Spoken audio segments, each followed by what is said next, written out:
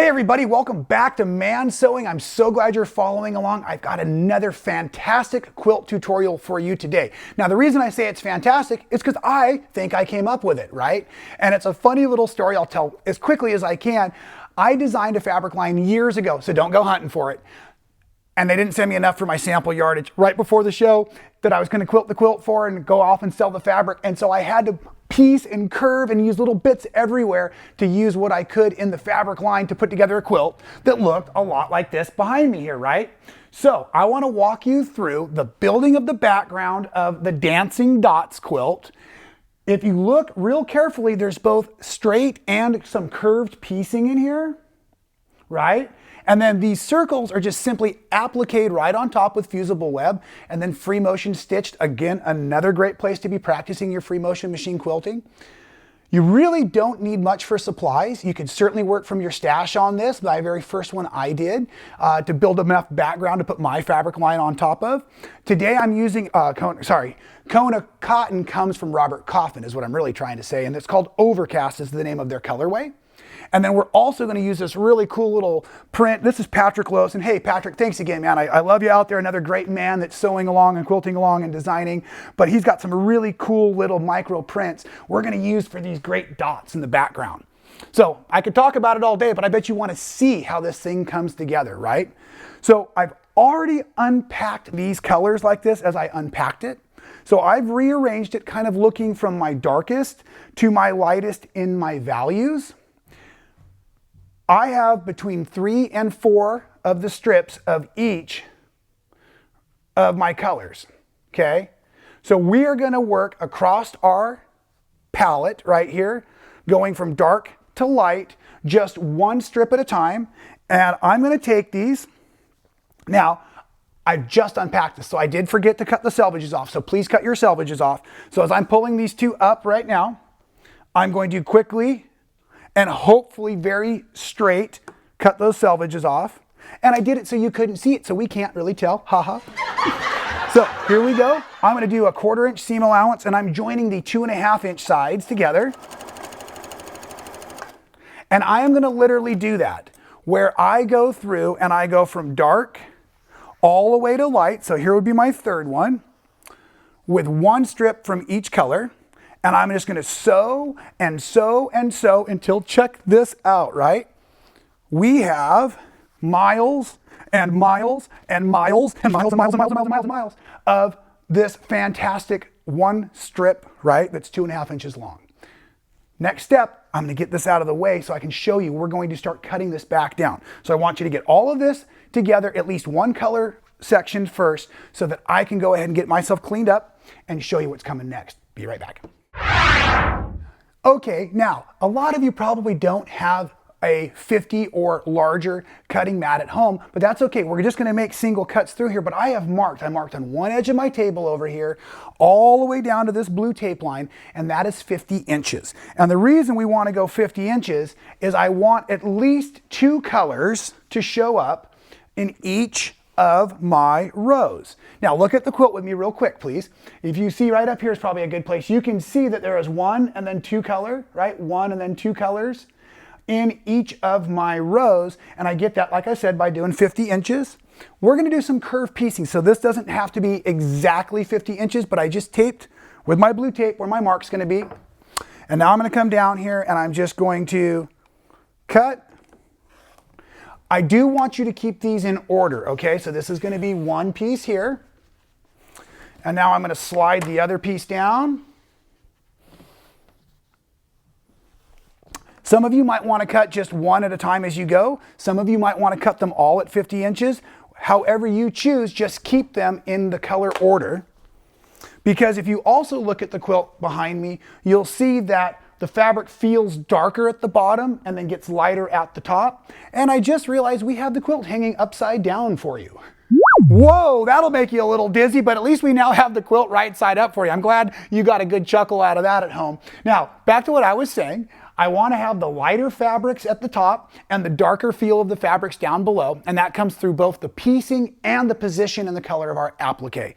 We're still talking about piecing, so we're getting ready to do that next first step.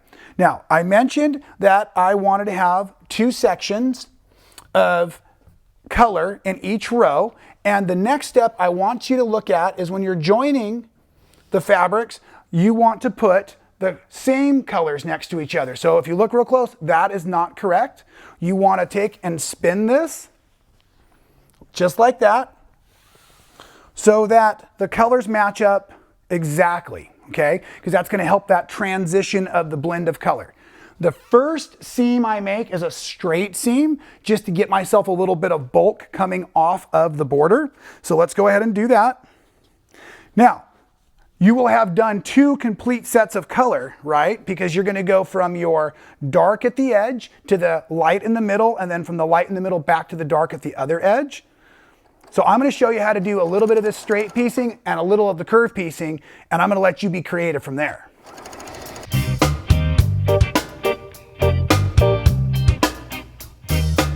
Okay, so we've just finished that first seam allowance for the straight seam, 1/4 inch seam allowance.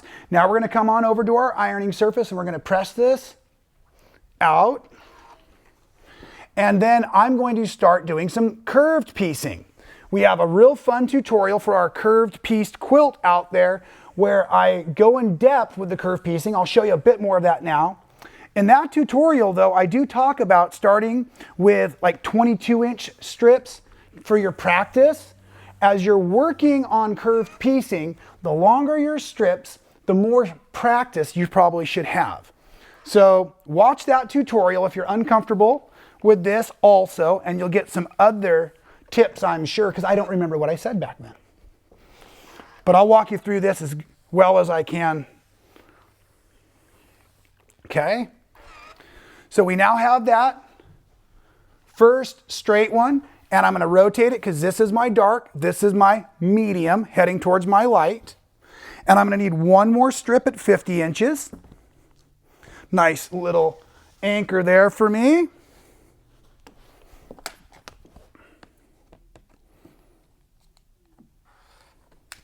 Okay, thank you for your help there. Now, I don't need the ruler, but I do need my cutter. I'm going to rotate this so that my colors are correct. And now what we're going to do, we're going to come down to this one end. And I'm showing you how to do this in case you don't have a very large cutting space. If you have a very large cutting space, please take the time to lay it all out, but it's not a requirement. Okay? Now, if you are using prints, these would be right sides up. If you're using solids, they're also right sides up. And you can tell that because you have your seam allowances face down. Okay, so now I know my solids are right sides up, and you can see I've got a very considerable overlap. Okay, and with that overlap, I'm trying to make sure everything's as smooth as it can go out here like this. And now the first cut is going to be about 1.5 inches, maybe 2 inches worth of straight, because what I want to do is I want to have a great place to start at that 1/4 inch seam allowance. Now I've got my hands behind and I'm going to do a nice gradual cut, and I'm going to make sure that all of it stays together as I'm curving through here. The more gradual the cut, the easier the piecing is going to be. Make sure you're all the way through both layers. And just take it nice and slow, real easy. And so what I meant by having a trick, you notice I'm holding both pieces at the same time and I'm just sliding them there onto my mat.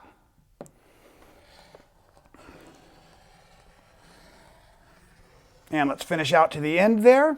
Now, with that, I'm going to remove one of the pieces, and I'm going to let the other piece from below fall out of the way.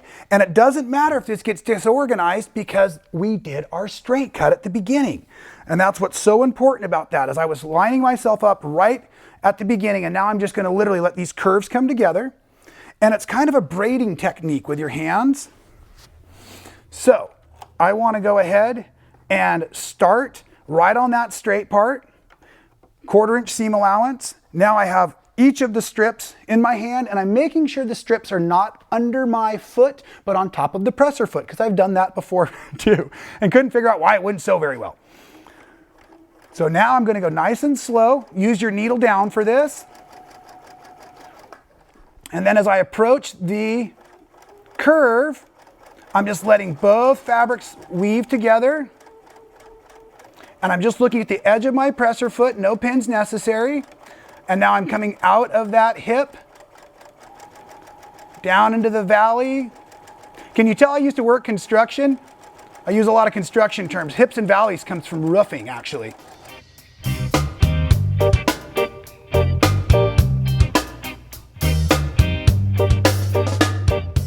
And there we go, just like that, nice and easy, right? Now, we're gonna press this open, like I said, or press the seams. Now, when I am ironing a seam open, I usually use the flat side of my iron, but right now I want to use the tip of my iron to get up inside of that curve.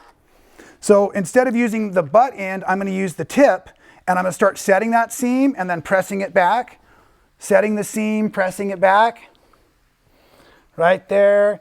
And look, that's turning out really terrific if you ask me. I love building quilts that are very organic. I love the challenge of, it's like drawing with a Sharpie marker. You're not quite sure what's going to happen, and I really don't like the use of my seam ripper, so I try to make it work the first time through. Look at that. So how cool does that look, right? Okay, so now in the quilt itself, let me show you again what you've got going on. The first two pieces are straight pieced. And then I generally do a rhythm of about 3 pieces at a time. So there was a curve in here. I actually have another straight, but it's curve, curve, straight. The reason I keep putting straights back in there is it gives me a little extra meat of fabric that I can keep curving through. So I've got a straight seam, a curved seam. I'll do at least 1 more curved seam, if not 2, and then I'll put a straight on as I go. So we've got the curves, and as I said, I could straight piece here, or I could do 1 last curve and then just keep on moving across, where you're going to go from the darks at the edge into the lights. Right here is where I'll be right back, would be using the next series where I had stitched the next series of colors together and then cut them all down. So literally, you'll go all the way to here with that first strip you made. Then you're gonna go from here all the way back out with the last strip you've made. If you want to do them in 2 sections and then join them down the middle, that might be easier for you. I usually go from one end to the other, but both ways will definitely work. Just keep track of your colors, okay?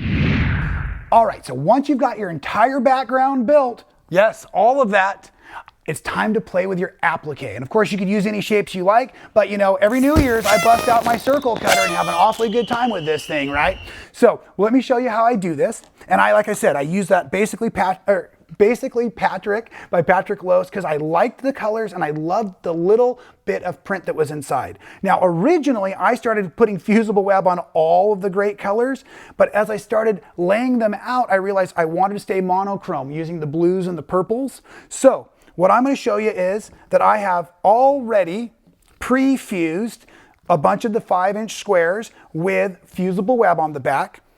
If you're doing that, you want to make sure that you've already pre-cut down your fusible web to the 5-inch square. Even just a little under wouldn't be a bad thing so that you're not getting any fusible web on your ironing board.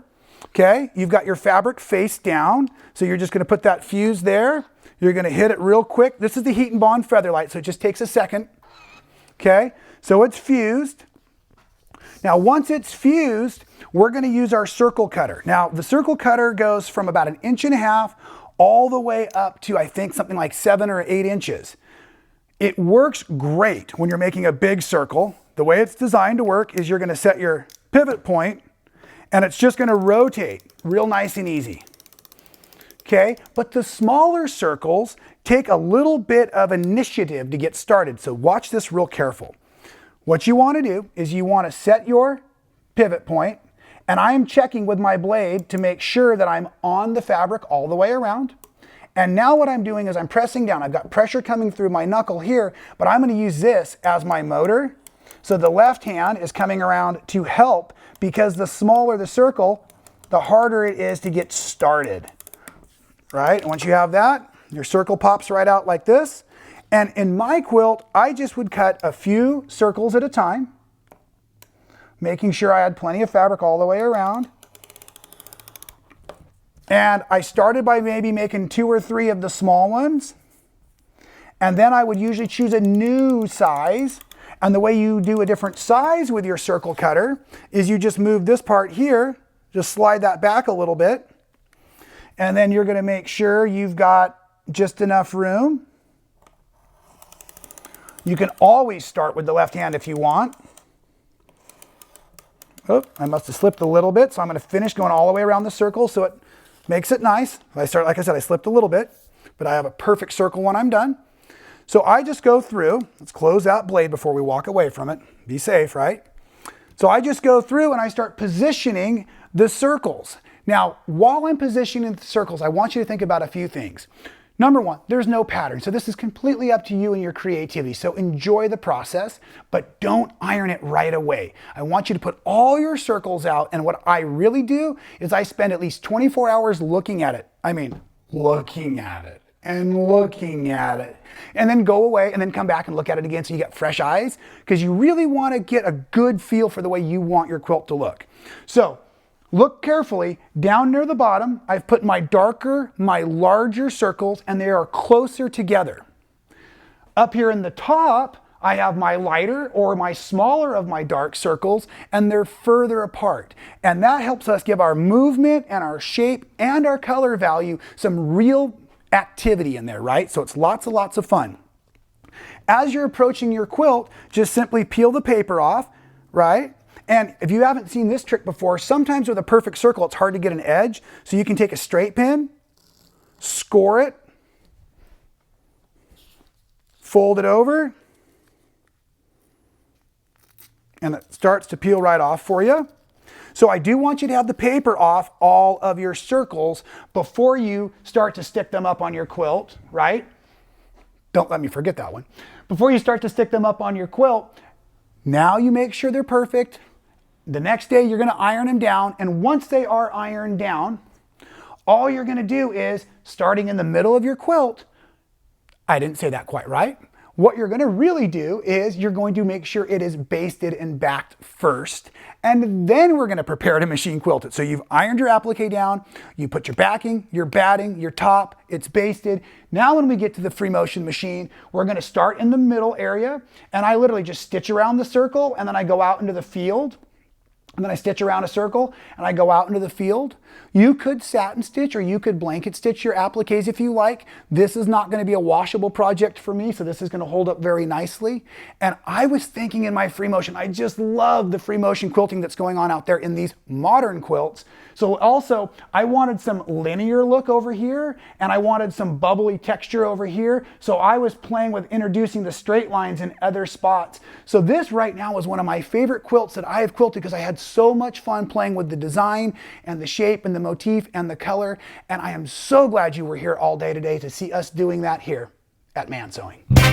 Hey everybody, thanks again for watching along, but I really need your help here. You know, we're working really hard making these videos for you, and some of these projects are pretty in-depth. So you've seen us do them in two parts, like we did with the variegated cloth cityscape, and you've also seen us do these in one part, like the dancing dots or maybe the coming home, that eagle on the burst block quilt. So I just need to know for you, when we're doing these bigger quilt projects that are kind of custom, create as you go, do you want them in one part or two parts? And we'll do our best to keep you happy here at Man Sewing.